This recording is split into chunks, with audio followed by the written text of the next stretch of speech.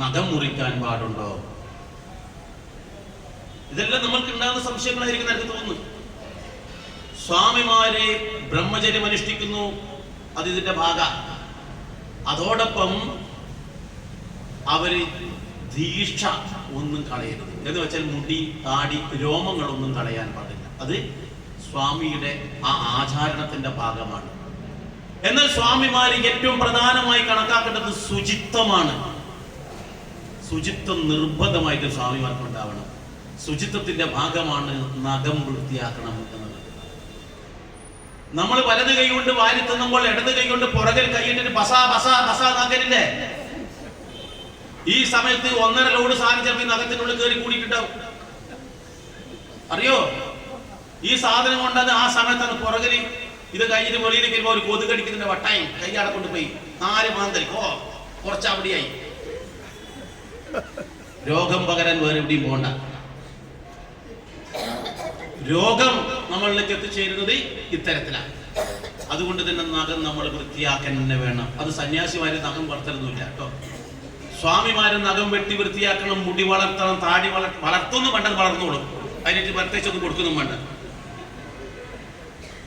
അത് ആചരണത്തിന്റെ ഭാഗമാണ്. സ്വാമിമാരാകുന്നത് പ്രത്യേകം ശ്രദ്ധിക്കുക.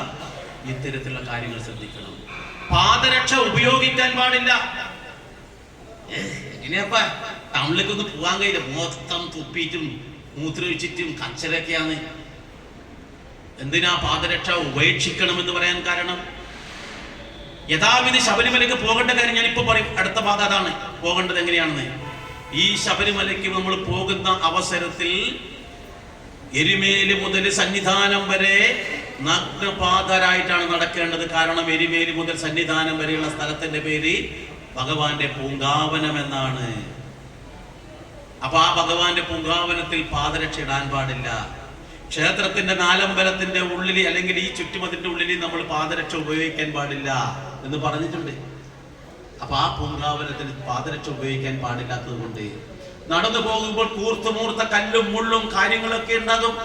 ഇത് കല്ല് നമ്മുടെ കാലിലേക്ക് കുത്തിക്കേറുമ്പോൾ നമ്മൾ സ്വാമിയെ എന്ന് വിളിക്കുന്നവരെ അറിയാതെ അമ്മയെ എന്ന് വിളിച്ചു പോകും.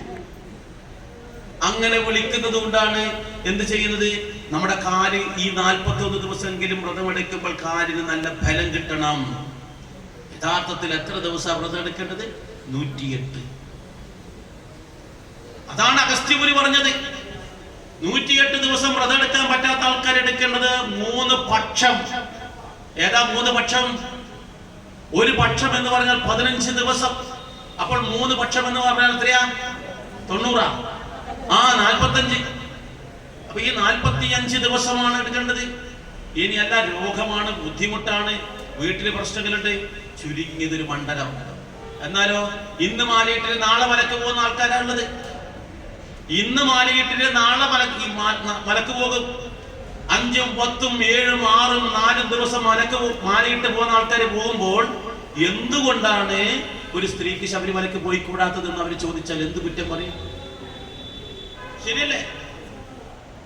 അപ്പോൾ കൃത്യമായിട്ട് ഗുരുസ്വാമിമാര് പറഞ്ഞു കൊടുക്കണം. എന്റെ ഒന്നിച്ച് നിങ്ങൾ വരുന്നുണ്ടെങ്കിൽ ചുരുങ്ങിയത് 41 ദിവസം എടുക്കണില്ല, വരണ്ട. ഞാൻ അങ്ങനെ പറയുന്ന ഒരാളാണ്.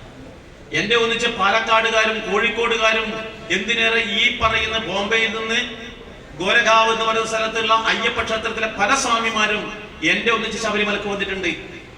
എല്ലാ കാര്യങ്ങളും ചെങ്ങന്നൂർക്കാരാണ് അവര്. നമ്മൾ എല്ലാ കാര്യങ്ങളും കാണിച്ചു കൊടുത്ത് മനസ്സിലാക്കി കൊടുത്തിട്ടാ പോകുന്നത്. അതുകൊണ്ട് CBD അയ്യപ്പ ക്ഷേത്രത്തിലെ കുറെ സ്വാമിമാർ എന്നോട് പറഞ്ഞു, ഞാൻ നമ്മൾ അടുത്ത വർഷം സ്വാമിനെ ഒന്നിച്ചാ വരുന്നത്. അവർ വന്നോ? കൃത്യമായി അറിഞ്ഞ് മനസ്സിലാക്കി വേണം നമ്മൾ പോകാൻ വേണ്ടി. അപ്പോൾ ആ കാൽപാദം നമ്മൾ നല്ല ഫലമുണ്ടാകണം. അതിനാണ് ചെരുപ്പ് ഉപേക്ഷിക്കുന്നത്. പക്ഷെ 41 ദിവസം വ്രതം എടുക്കാണ്ട് ഒരാൾ പോലും നമ്മളെ പേര് വരണ്ടെന്നാ പറയാ. ഇവിടെയുള്ള സ്വാമിമാരുണ്ട് ഈ ക്ഷേത്രത്തിലെ, അവര് 5-ാം തീയതി പോവാ. ഒരുവിധ ആൾക്കാർക്കെല്ലാം 41 മേൽക്കോട്ടായോ എന്ന് സംശയമുണ്ട്. അത്ര നല്ല വ്രതത്തിലാണെന്ന് എനിക്ക് തോന്നുന്നു. കൃത്യമായി വ്രതം എടുക്കണം. നമ്മുടെ ആചരണം കണ്ടിട്ടാണ് നമ്മളിലേക്ക് പലരും നമ്മുടെ ക്ഷേത്രത്തിലേക്ക് വരുന്നത്. അതിന്റെ വിശ്വാസം നമ്മളായിട്ട് നശിപ്പിക്കരുത്. അവർ ചുരുങ്ങിയതൊരു 40 ദിവസങ്ങളും വ്രതം എടുക്കണം. ഈ വർഷം നമ്മൾ എടുത്തത് 52 ദിവസത്തെ വ്രതം. ഞാൻ എപ്പോഴും മാല ധരിക്കുന്നത് ഒക്ടോബർ 1 ഒക്ടോബർ 2 ആയിരിക്കും ആദ്യം കരിമല ചവിട്ടും. പിന്നീട് കുറച്ച് കഴിഞ്ഞിട്ട് കരിമല ചവിട്ടിയിട്ടുണ്ടെങ്കിൽ വഴിവെക്കലെല്ലാം തന്നെ വിളമ്പി വെച്ചിട്ടുണ്ടാവും കുറെ കാര്യങ്ങൾ. ചിലപ്പോൾ രാത്രിയിൽ അങ്ങ് ചവിട്ടിയിട്ടുണ്ടെങ്കിൽ ഇവിടെ ചവിട്ടി തോർമ്മിണ്ടാവും, പിന്നെ അപ്പുറത്തെ പറമ്പിലെത്തിയിട്ടുണ്ടാവും വഴിക്ക്. അപ്പൊ അതൊന്നും ഇല്ലാതെ ശുദ്ധമായ ആ അന്തരീക്ഷത്തിൽ പോയി കാട്ടരുവിയിലുള്ള വെള്ളം കുടിച്ചിട്ട് ശരണം വിളിച്ചിട്ടാണ് നമ്മൾ പോകാറ്. അപ്പോൾ നമ്മൾ പോകുമ്പോൾ ആ തരത്തിൽ വേണം ശബരിമലയ്ക്ക് പോകാൻ. പ്രധാനുഷ്ഠാനം വളരെ പ്രധാനമാണ്. ഈ പറയുന്ന 41 ദിവസമെങ്കിലും വ്രതമെടുക്കുമ്പോൾ ഗുരുസ്വാമിമാര് പറയും എല്ലാ ദിവസവും നമ്മൾ ശരണം വിളിക്കണം. ശരണം വിളിച്ചുകൊണ്ട് വേണം നമ്മൾ ആരതി ഒഴിയാൻ. ആ സമയത്ത് നമ്മൾ ചിന്തിക്കേണ്ടത് എന്റെ ഉള്ളിലുള്ളത് ആരാ? സ്വാമിയാണ്. മറ്റുള്ളവരുടെ ഉള്ളിൽ എന്താണ്? സ്വാമിയാണ്. അപ്പോൾ സ്വാമിയാണെങ്കിൽ നമ്മൾ എങ്ങനെയായിരിക്കണം? സ്വാർത്ഥത പാടില്ല, കുശുമ്പ് പാടില്ല, ദേഷ്യം പിടിക്കാൻ പാടില്ല, കളവ് പറയാൻ പാടില്ല, സ്നേഹത്തോടു കൂടി എല്ലാവരോടും പെരുമാറണം. സ്വാമിയാണ് നമ്മൾ, അതുപോലെ തന്നെ മറ്റുള്ളവർ. ഇതോടൊപ്പം മറ്റൊരു കാര്യം ചിന്തിക്കാം. മാലയിട്ട വീട്ടിൽ ഒരു സ്വാമി ഉണ്ടെങ്കിൽ ആ വീട്ടിലുള്ള എല്ലാവരും തന്നെ ആ വ്രതം അനുഷ്ഠിക്കണം. അതാണ് ഉത്തമം. കർപ്പൂരം കത്തിക്കുന്ന സമയത്ത് ആ കർപ്പൂരം എല്ലാവരും വന്ന് തൊഴണം, ഒന്നിച്ച് ശരണം വിളിക്കാം. മാലയിട്ടിട്ടുണ്ടോ ഇല്ലയോ എന്നല്ല. ഇന്ന് രാവിലെ നാളികേര ബലി നടത്തുമ്പോൾ എല്ലാവരെ കൊണ്ട് ഞാൻ ശരണം വിളിപ്പിച്ചു. എല്ലാവരും ശരണം വിളിക്കേണ്ടതാ. ആ ഭക്ഷണം ചില സ്ഥലത്ത് നമ്മൾ ചെയ്യാറുണ്ട്. സ്വാമിമാർക്കുള്ള ഭക്ഷണം മാറ്റി വെക്കും ആദ്യം. കാരണം സ്വാമിക്ക് പ്രാധാന്യം കൊടുക്കുന്നുണ്ട്. ഞാൻ എൻ്റെ ഭാര്യയോട് പറഞ്ഞു വെച്ചാൽ സ്വാമിമാർക്ക് ഭക്ഷണം മാറ്റി വെക്കണ്ട. കാരണം എന്താ? നീ എല്ലാവരും സ്വാമിമാരാണ്. നമ്മൾ ഒന്നിച്ചിരുന്ന ഭക്ഷണം കഴിക്കാം. ഞാൻ, എൻ്റെ മകൻ, എൻ്റെ മകള്, എൻ്റെ അമ്മയുണ്ടെങ്കിൽ അമ്മ, ഭാര്യ ഉണ്ടെങ്കിൽ എല്ലാവരും ഒന്നിച്ചിരുന്ന് ഭക്ഷണം കഴിക്കും. കാരണം എന്താ? എല്ലാവരും സ്വാമിമാരാണ്. എല്ലാവരും ശരണം വിളിച്ച് ഭക്ഷണം കഴിക്കും. നമ്മുടെ വീട് സ്വാമിമയമാക്കാൻ കഴിയണം. അതാ വേണ്ടത്. അങ്ങനെ ആ വീട്ടിലുള്ള ആള്, സ്ത്രീ ആവട്ടെ, സ്വാമി വീട്ടിലില്ല, വെളിയിൽ പോയിട്ടുള്ളത്, അല്ലെങ്കിൽ രാവിലെ സ്വാമി ഇല്ല, വൈകിട്ട് സ്വാമി ഇല്ലെങ്കിൽ കൃത്യസമയത്ത് അവിടെ കർപ്പൂരം കത്തിക്കേണ്ട ആ വീട്ടിലുള്ള ആൾക്കാരാണ്. രാവിലെ വൈകിട്ട് കൃത്യമായിട്ട് ആ വീട്ടിൽ കർപ്പൂരം കത്തണം. സ്വാമിമാര് മലക്ക് പോയിട്ട് അല്ലെങ്കിൽ തിരിച്ചു വരുന്നവരെ രാവിലെയും വൈകിട്ട് അവിടെ കർപ്പൂരം കത്തിക്കേണ്ടത് സ്ത്രീകളാണ്, അല്ലെങ്കിൽ ആ വീട്ടിലുള്ള അംഗങ്ങളാണ്. കുളിച്ച് ശുദ്ധിയോടുകൂടിയിട്ട് ആ സ്വാമി ഉണ്ടാകുമ്പോൾ എങ്ങനെയാണ് അതേപോലെ ഭക്ഷണവും കാര്യങ്ങളും എല്ലാം നമ്മൾ അതേപോലെ ചെയ്യണം. അത് സ്ത്രീകളായാലും എല്ലാവരും അതിന് ഉത്തരവാദിത്തമുണ്ട്. അയാളല്ല മാറിയിട്ട് ഞാനിതിനത് ചെയ്യണ്ട് എന്ന് പറയുന്നത്. അങ്ങനെ ആ വീട് ഒരു ആത്മീയ കേന്ദ്രമാവണം. ഇത് മാലയിട്ട് വന്നതിൽ മാത്രമല്ല, പല ഗുരുസ്വാമിമാരടക്കമുണ്ട് പമ്പയിൽ നിന്ന്, അല്ല പമ്പയിലെ 18-ാം പടി കഴിഞ്ഞ് ഇറങ്ങുമ്പോൾ തന്നെ കുപ്പി പൊട്ടിച്ചിട്ട് കുടിക്കുന്ന ആൾക്കാരുണ്ട്. ചില ആൾക്കാർ പമ്പയിലെത്തുമ്പോൾ മാല ഊരിക്ക് ഒരു ഏറാ ആ കൂട്ടത്തിൽ കൊടുത്താൽ കുടിക്കും. എന്നതിന് ശേഷം വേറെ എന്തെങ്കിലും എടുത്ത് കൊടുക്കും, എന്നിട്ട് കുടിക്കും. യഥാർത്ഥത്തിൽ ഈ മാല ധരിച്ചതിന് ശേഷമാണ് കറുപ്പ് വസ്ത്രം ധരിക്കേണ്ടത്. അതിന് മുമ്പ് ധരിക്കാൻ പാടില്ല. മാലയിട്ടിട്ടാണ് കച്ച കെട്ടേണ്ടത്. അപ്പോൾ ക്ഷേത്രത്തിൽ മാല ധരിച്ചു കഴിഞ്ഞാൽ അതിനുശേഷം കറുപ്പെടുത്ത് കഴിഞ്ഞാൽ വ്രതാനുഷ്ഠാനങ്ങൾ ഭഗവാനെ ഒരു കോട്ടവുമില്ലാതെ സന്തോഷത്തോടു കൂടി കഠിനമായ വ്രതം എനിക്കെടുക്കാൻ എൻ്റെ മനസ്സിന് ശക്തി നൽകണേ എന്ന ചിന്തയോടുകൂടി ഒരു നാളികേരം കൊണ്ടുപോയി ഗണപതി ഭഗവാനെ സങ്കല്പിച്ച് ഒരു നാളികേരം ഉടച്ചതിന് ശേഷമാണ് ശബരിമല വ്രതം തുടങ്ങുന്നത്. ഇവിടെ അങ്ങനെയാണോ എന്ന് എനിക്കറിയില്ല. നിങ്ങളൊക്കെ ചെയ്തത് അങ്ങനെയാണോ എന്ന് എനിക്കറിയില്ല. അങ്ങനെയാണ് ചെയ്യേണ്ടത്. അപ്പൊ അത്തരത്തിൽ ആ വ്രതം ആരംഭിക്കുമ്പോൾ ആ വ്രതത്തിൽ ഇങ്ങനെയുള്ള കാര്യങ്ങളൊക്കെ നമ്മൾ ചിന്തിക്കണം. അവിടെ സ്ത്രീകളെന്നോ കുട്ടികളൊന്നുമില്ല, വകഭേദമില്ല, എല്ലാവരും സ്വാമി. വീട്ടിൽ പരമാവധി ദിവസം ഭജനകൾ നടത്തുക. സ്വാമിമാർ മറ്റുള്ളവർക്ക് അന്നദാനം കൊടുക്കുന്നത് ഉത്തമമാണ്. ആർക്കാ അന്നദാനം കൊടുക്കേണ്ടത്? ഭക്ഷണം കഴിച്ചിട്ട് ഏമ്പക്കം വിട്ടിട്ട് നിൽക്കുന്ന ആൾക്ക് ഭക്ഷണം കൊടുക്കണ്ട. അർഹതപ്പെട്ട ആൾക്ക് കൊടുക്കണം. അർഹതപ്പെട്ട 2-3 ആൾക്കാർക്ക് സ്വാമിമാർ ഭക്ഷണം കൊടുക്കുന്നത് നല്ലതാ. അങ്ങനെ ഒരാളില്ലെങ്കിൽ ഒന്നിച്ചുള്ള യാത്ര ചെയ്യുന്ന സ്വാമിമാർക്ക് കൊടുത്താലും മതിയാകും. അപ്പോൾ അത്തരത്തിലൊക്കെ സ്വാമിമാർ ചെയ്തിട്ട് വേണം മനസ്സും ശരീരവും പൂർണ്ണമായും ആൾ ആരായിത്തീരണം? സാക്ഷാൽ സ്വാമിയായി തീരണം. നമ്മുടെ പ്രവർത്തനം കൊണ്ടും സ്വഭാവം കൊണ്ടും സംസാര രീതി കൊണ്ടും നമ്മൾ സ്വാമിയായി തീരണം. ഈ 41 ദിവസത്തെ വ്രതം കൊണ്ട്. അതിനാണ് ഈ 41 ദിവസത്തെ വ്രതം പറയുന്നത്. മറ്റൊന്നിനുമല്ല. അപ്പൊ ഈ വ്രതം എടുത്തിട്ടാണ് നമ്മളിനി മലക്ക് പോകാൻ നോക്കുന്നത്. എങ്ങനെയാണ് മലക്ക് പോകേണ്ടത്? ഇതൊന്നും ഒരു സത്രത്തിലൂടെ ആരും പറഞ്ഞു തരത്തില്ല. എനിക്കറിയാം, കേരളത്തില് അയ്യപ്പ സത്രം നടന്നത് ഞങ്ങൾ മാത്രം, വരാറില്ല. ഞാൻ തന്നെ ചിട്ടപ്പെടുത്തിയ കാര്യങ്ങളാണിത്. ഈ കാര്യങ്ങളെല്ലാം വിവരിച്ച ഗ്രന്ഥമാണ് എൻ്റെ ശബരിമല സർവസ്വം എന്നുള്ളത് ഞാൻ എഴുതിയതാണ്. അപ്പോൾ എങ്ങനെയാണ് ശബരിമലക്ക് പോകേണ്ടത് നോക്കാം. ശബരിമലക്ക് പോകുന്ന സമയത്ത് കെട്ടുനിറ നടത്തണം എന്നൊരു ചടങ്ങുണ്ട്. പലരും പമ്പയിൽ വെച്ച് കെട്ടുനിറ നടത്തുന്നു. ഒരു കാരണവശാലും ചെയ്യരുത്. ഒരു കാരണവശാലും പമ്പയിൽ വെച്ചല്ല കെട്ടുനിറ നടത്തേണ്ടത്. കെട്ടുനിറ നടത്തുന്ന സ്ഥലത്തിന് അതിൻ്റെതായ പ്രാധാന്യമുണ്ട്. നമ്മുടെ നാലാമടത്തിന്റെ ഉള്ളിലിരുന്ന് കെട്ടുനിറ നടത്തുന്നത് ഉത്തമം. ഏതാ ഈ നാലാമടം? സ്വന്തം വീട്. സ്വന്തം വീട്ടില് ആ ശുദ്ധമായ അന്തരീക്ഷത്തിൽ കെട്ടുനിറ നടത്തണം. കെട്ടുനിറ നടത്തുന്നതിന് മുമ്പ് ആ സ്വാമിമാരായ ആൾക്കാര് അവരുടെ കുലദേവതയുടെ അനുഗ്രഹം വാങ്ങിക്കണം. നമ്മുടെ കുലദേവതയുണ്ട്, തറവാട്ട് ദേവതയുണ്ട്. അവരുടെയൊക്കെ അതാ അച്ഛൻ്റെതും അമ്മേൻ്റെതും. അച്ഛന് മാത്രം ഒരു പ്രത്യേകത കേട്ടോ, അമ്മക്കും ഉണ്ട്. പിന്നെ അമ്മയ്ക്ക് മാത്രമായിട്ടൊന്നുമില്ല. അച്ഛൻ മാത്രം ഉണ്ടായാലും മക്കളുണ്ടാവില്ല, അമ്മ മാത്രം ഉണ്ടായാലും മക്കളുണ്ടാവില്ല. രണ്ടും നമുക്ക് തുല്യമാണ്. രണ്ടുപേരുടെയും ദേവസ്ഥാനത്ത് പോയിട്ട് അനുഗ്രഹം വാങ്ങിക്കണം. ഗ്രാമക്ഷേത്രത്തിൽ പോകണം, ദേശക്ഷേത്രത്തിൽ പോകണം. ഇതിന് ശേഷം വേണം നമ്മൾ കെട്ടുനിറക്ക് അല്ലെങ്കിൽ ശബരിമല യാത്രയ്ക്ക് തയ്യാറാക്കാൻ. ശബരിമല യാത്രയ്ക്ക് തയ്യാറാക്കുന്നതിന് മുമ്പ് നമ്മൾ ചെയ്യേണ്ടത് വെച്ചാൽ കെട്ടുനിറ നടത്തുന്ന സാധനങ്ങൾ എന്തൊക്കെയാണെന്ന് നമ്മൾ മനസ്സിലാക്കണം. ഇതൊക്കെ ഗുരുസ്വാമിമാര് ശിഷ്യന്മാർക്ക് പറഞ്ഞു കൊടുക്കണം. എൻ്റെ ഒന്നിച്ച് വരുന്ന ആൾക്കാര് എല്ലാവരും തന്നെ നമ്മൾ കെട്ടുനിറ നടത്തുന്നതിന് 2 ദിവസം മുന്നേ എല്ലാവരും ഒന്നിച്ചു കൂടും. എന്നിട്ട് സാധനങ്ങളുടെ ലിസ്റ്റ് തയ്യാറാക്കിയിട്ട് എല്ലാവരും കൂടെ ഒന്നിച്ചാ പോവുക. സാധനമാണ് ഒരാൾ മാത്രമായിട്ടല്ല, എല്ലാവരും കൂടെ ഒന്നിച്ചു പോകും. എന്നിട്ടോ പൂജാ സാധനങ്ങളുണ്ട്. എന്താ പൂജാ സാധനങ്ങൾ എന്ന് പറയുന്നത്? ചന്ദനത്തിരി, കർപ്പൂരം, ഭസ്മം, കളഭം, കുങ്കുമം, മഞ്ഞൾപ്പൊടി, ഗണാഷ്ടഗന്ധം, പനിനീര് തുടങ്ങിയ സാധനങ്ങളാണ് പൂജാ സാധനങ്ങൾ. മനസ്സിലായില്ലേ? പൂജാ സാധനം മനസ്സിലായോ? ഇനി നിവേദ്യ വസ്തുക്കളുണ്ട്. എന്താ നിവേദ്യം?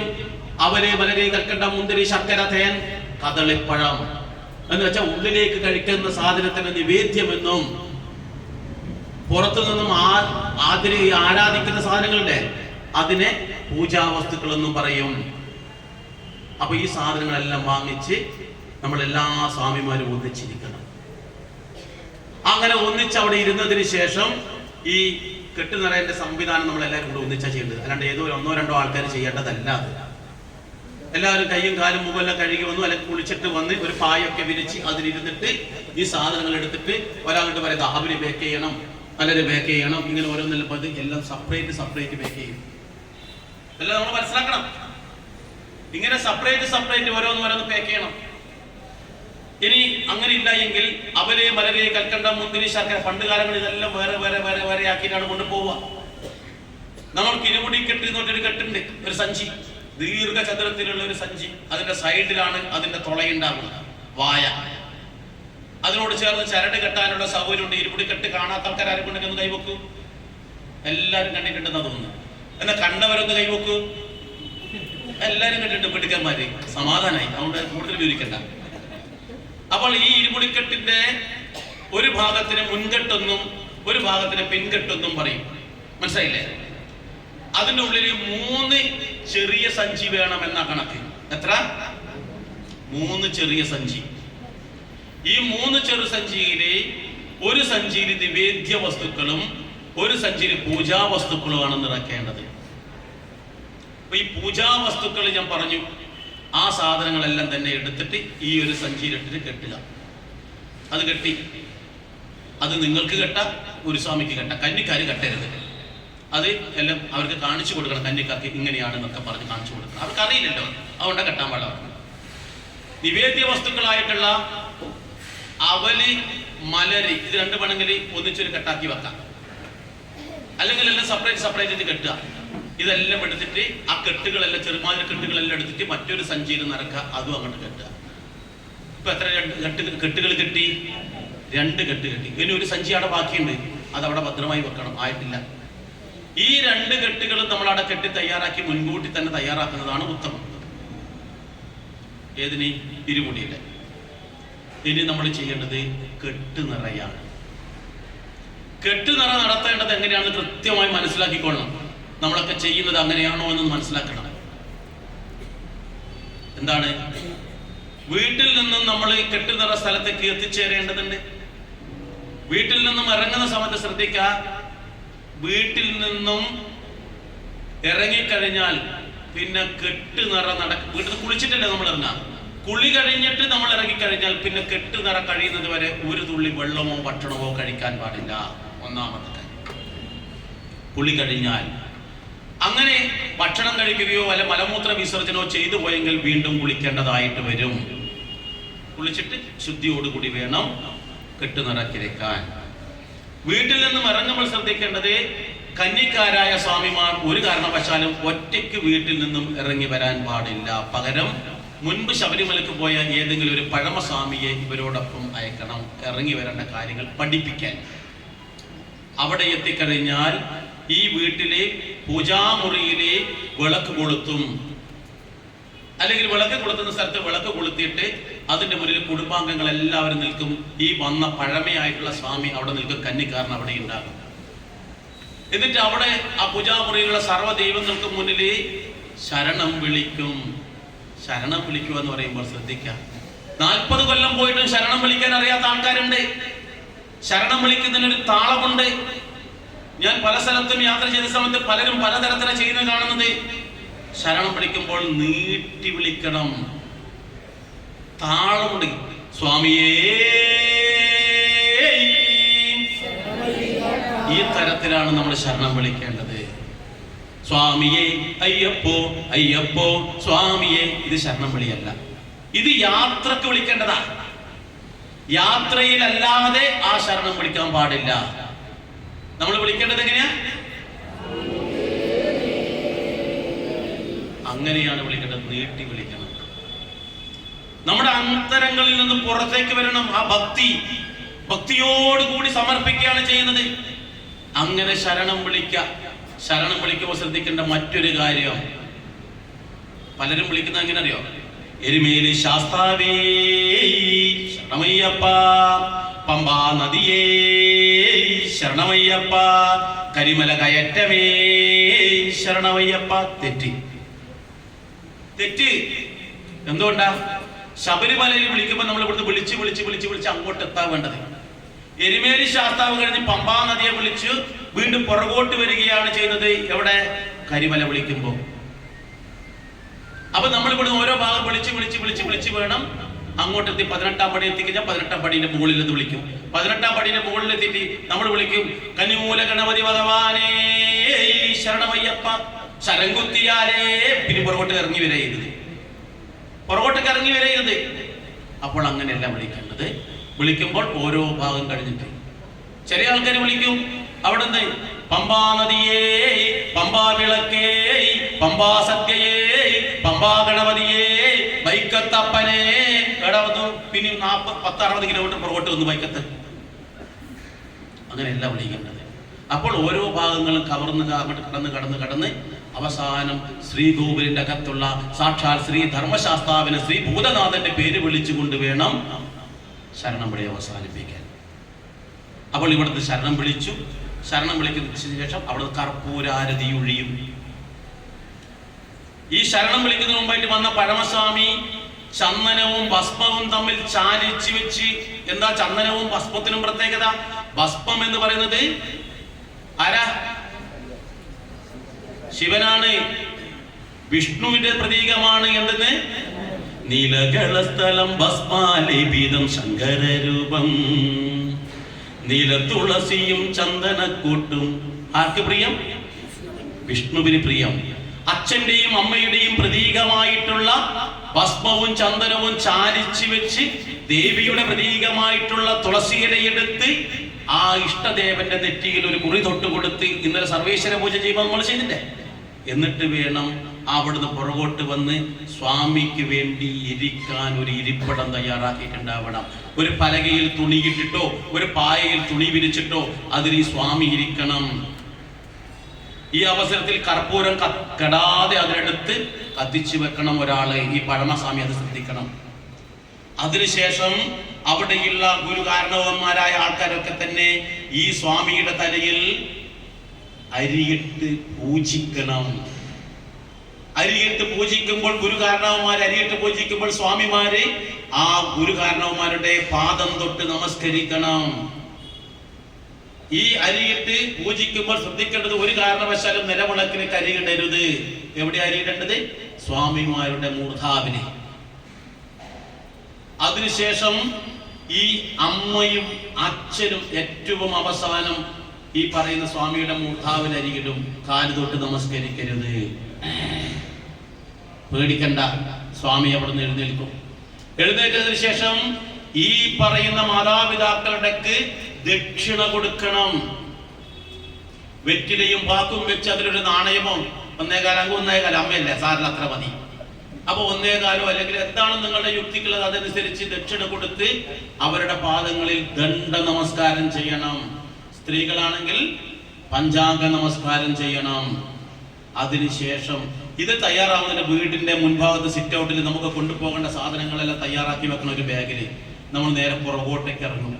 പുറകോട്ടേക്ക് ഇറങ്ങി ഈ ബാഗ് എടുത്ത് തോളിലിട്ടിട്ട് തിരിഞ്ഞു നോക്കാതെ ഗേറ്റ് വരെ പോകാം. പിന്നെ നിങ്ങൾ തിരിയോ മറിയോ കിടക്കോ എന്തുവേണം ചെയ്തോ, നേരെ കെട്ടുനിറ സ്ഥലത്തേക്ക്. കുളി കഴിഞ്ഞതിന് ശേഷമാണ് ഈ ചടങ്ങുകളെല്ലാം ചെയ്യേണ്ടത്. ഇതിനു മുമ്പ് തന്നെ നമ്മൾ ഭക്ഷണമെല്ലാം കഴിച്ചിരിക്കണം. കെട്ടുനിറക്കെത്തിക്കഴിഞ്ഞാൽ കെട്ടുനിറ കഴിഞ്ഞതിന് ശേഷം നിങ്ങൾക്ക് ഭക്ഷണം കഴിക്കാം. അതിനിടയിൽ ഭക്ഷണം കഴിക്കാൻ പാടില്ല, മലമൂത്ര വിസർജനം ഒന്നും ചെയ്യാൻ പാടില്ല. ഞാൻ പറയുന്നത് മനസ്സിലാവുന്നുണ്ടല്ലോ? ഇനി കെട്ടുനിറ തുടങ്ങി. കെട്ടുനിറ നടത്തുന്ന സമയത്ത് എവിടെ വെച്ച് നടത്താം? ഒന്നിക്കൽ ഏതെങ്കിലും വീട്ടിൽ വെച്ച് നടത്താം. നല്ല ശ്രേഷ്ഠമായിട്ട് ആത്മീയമായ അന്തരീക്ഷമുള്ള വീട്ടിൽ വെച്ച് നടത്താം. അല്ലെങ്കിൽ വീടിനോട് ചേർന്ന് ഒരു ആലയം പണിത് അതിൽ നടത്താം. ഇന്ന് അങ്ങനത്തെ സമ്പ്രദായമൊന്നും ഇല്ലാത്തതുകൊണ്ട് ഏറ്റവും നല്ലത് ക്ഷേത്രത്തിൽ വെച്ച് ചെയ്യുന്നതാണ്. ഏത് ക്ഷേത്രത്തിൽ വെച്ചാ ചെയ്യേണ്ടത്? ഏത് ക്ഷേത്രത്തിൽ വെച്ച് ചെയ്യാം. ഇന്ന ക്ഷേത്രമൊന്നുമില്ല, നിങ്ങൾക്ക് ഏതാണോ അടുത്തുള്ളത് ആ ക്ഷേത്രത്തിൽ ചെയ്യുന്നതാണ് ഉത്തമം. ഇനി അതല്ലെങ്കിൽ ഗുരുസ്വാമിമാരുടെ വീട്ടിലായാലും നടത്താം. മനസ്സിലായി? കെട്ടുനിറ നടത്തുന്ന സമയത്ത് പരമാവധി ക്ഷേത്രത്തിന്റെ ഉള്ളിലാണെങ്കിൽ, ക്ഷേത്രത്തിനുള്ളെങ്കിൽ ആ ഭഗവാന്റെ നേർക്ക് നിന്നുകൊണ്ട് വേണം കെട്ടുനിറ നടത്താൻ. കിഴക്കും പടിഞ്ഞാറും തെക്കും വടക്കൊന്നുമില്ല കേട്ടോ. അവിടെ ഭഗവാനാണ് ലഗ്നം, ഭഗവാനെയാണ് നോക്കേണ്ടത്. ഭഗവാന്റെ നേർക്ക് നിന്നിട്ട് ജപിക്കാം. എന്നാൽ നമുക്കിവിടെ പലർക്കും ഉണ്ടാകുന്ന ഒരു സംശയമുണ്ട്. നേരത്തെ ഒരാൾ എന്നോട് ചോദിച്ചു, ഒരു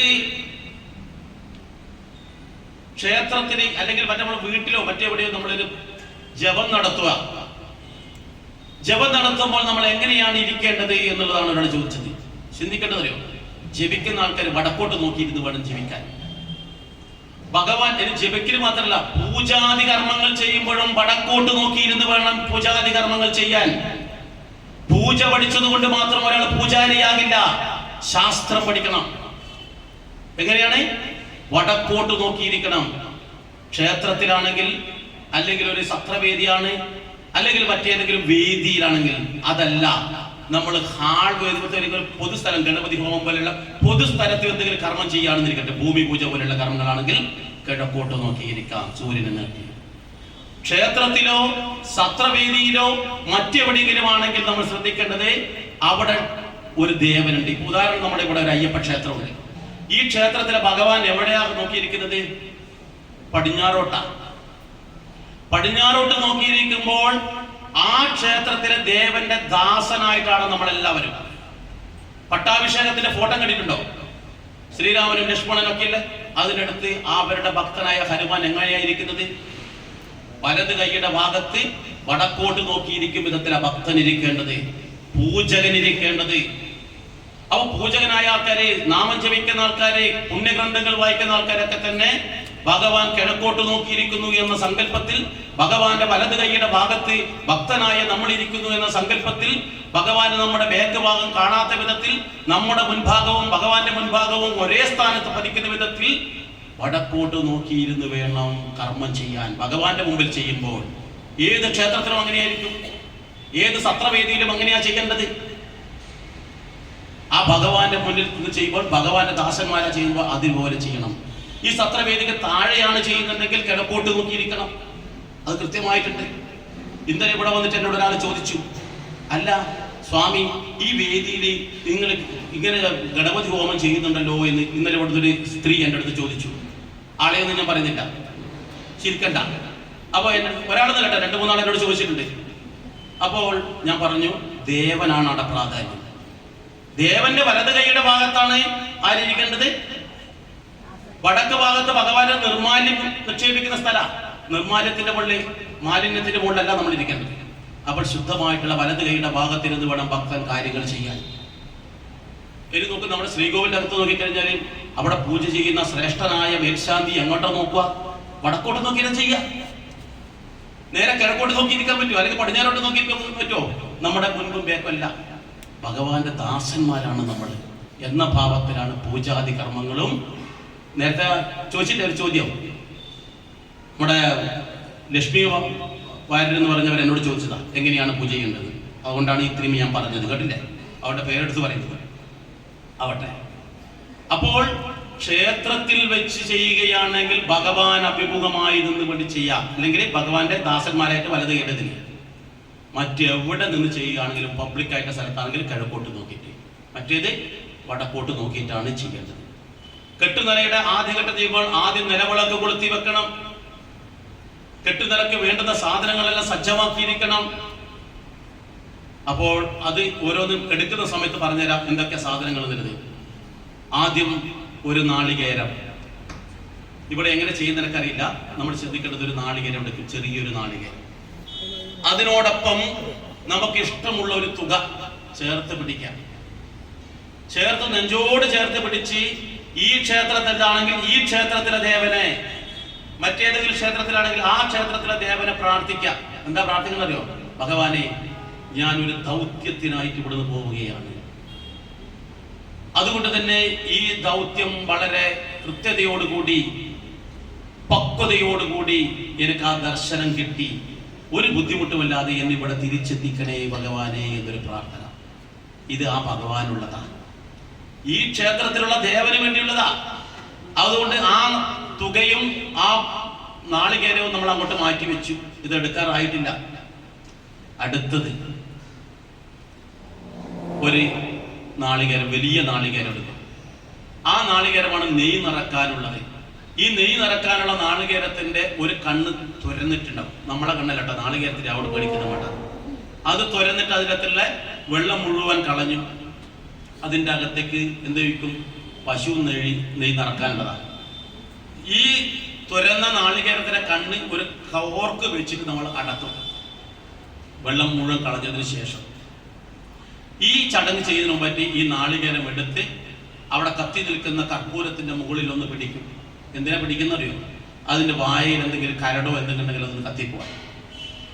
അതെടുത്തതിന് ശേഷമാണ് നെയ്യ് നിറക്കുന്ന ചടങ്ങ് നടക്കുന്നത്. നെയ്യ് നിറക്കുന്ന അവസരത്തിൽ ശരണമന്ത്രത്തോടു കൂടി ആ ഒരു ഗ്ലാസ്സിലോ അതിന്റെ നെയ്യ് എടുത്തിട്ട് ശരണമന്ത്രത്തോടു കൂടി അതിലേക്ക് നിറയ്ക്കുമ്പോൾ നമ്മൾ ചിന്തിക്കേണ്ടത്, എൻ്റെ ആത്മാവിൻ്റെ ഒരു ഭാഗമാണ് ഇതിലേക്ക് ഒഴിക്കുന്നത് എന്ന ചിന്ത വേണം. എന്നിട്ട് നമ്മുടെ ആത്മാവിന്റെ ഒരു ഭാഗം, ആത്മാവ് തന്നെയാണ് ഇതിലേക്ക് ഒഴിക്കുന്നത്. ഇത് എവിടെ തന്നെ കൊണ്ടുപോകുന്നത്? ഈ ആത്മാവിനെ നമ്മൾ മരിച്ചു കഴിഞ്ഞാൽ നമ്മുടെ ആത്മാവ് പരമാത്മാവിലേക്ക് ലയിക്കും. നമ്മൾ ജീവിച്ചിരിക്കുമ്പോൾ തന്നെ നമ്മുടെ ആത്മാവിനെ ആ പരമാത്മാവിലേക്ക് ലയിപ്പിക്കുക എന്നുള്ള ശ്രേഷ്ഠമായ ചിന്തയോടുകൂടിയാണ് നമ്മൾ കൊണ്ടുപോകുന്നത്. അപ്പൊ നമ്മുടെ ആത്മാവാണ് ഈ നാളികേരത്തിന്റെ ഉള്ളിലുള്ളത്. അത് ഒഴിച്ച് നിറഞ്ഞതിന് ശേഷം ആ കാർക്കിട്ടതിന് ശേഷം ഒന്ന് തുടച്ച്, അതിനുശേഷം പപ്പടക്കൂട്ട് എന്ന് പറഞ്ഞ സാധനമുണ്ട്. പപ്പടം ഉണ്ടാക്കുന്നവരോട് പറഞ്ഞാൽ വലിയൊരു കൂട്ട് തരും. അത് കിട്ടാത്ത ആൾക്കാരാണെങ്കിൽ പപ്പടം എടുക്കണം. പപ്പടം പ്രകൃതിദത്തമായ സാധനമാണ്. പല ആൾക്കാരും അരക്കെടുക്കും, അരക്ക് ഉപയോഗിക്കാൻ പാടില്ല, അത് പ്രകൃതിയല്ല. ആ അരക്കല്ല, ഈ പപ്പടക്കൂട്ട് അതിന്റെ മുകളിൽ നല്ലപോലെ ഒട്ടിച്ചു ആ ഒരു കാരണവശാലും ലീക്ക് വരാത്ത പോലെ ആക്കിയതിനു ശേഷം അതിന്റെ മുകളിൽ ഒരു ചുവന്ന പട്ടെടുത്തിട്ട് അതിന് മുകളിൽ അമർത്തണം. ശരിക്കും അതിന് ഇനി ലീക്ക് ചെയ്യാവില്ല. അതിനുശേഷം അല്പം ഭസ്മം എടുത്ത് അതിന്റെ മുകളിലൊന്ന് തൊട്ട് കൊടുക്കും. ഇത് അങ്ങോട്ട് മാറ്റി വെച്ചു. ഇതിനുശേഷം ഇപ്പം ഈ ഇത് ഒരു സഞ്ചിയെ മാറ്റി വെക്കാൻ വേണ്ടി പറ്റുന്നുണ്ട്. നേരത്തെ 2 സഞ്ചിയായിട്ടും ഒരു സഞ്ചി ഉണ്ടല്ലോ, ഈ സഞ്ചിയിലാണ് നമുക്കിത് വെക്കേണ്ടത്. അതിന് മുന്നോടിയായിട്ട് ഈ ഭക്തൻ അല്ലെങ്കിൽ ഈ അയ്യപ്പ ഭക്തൻ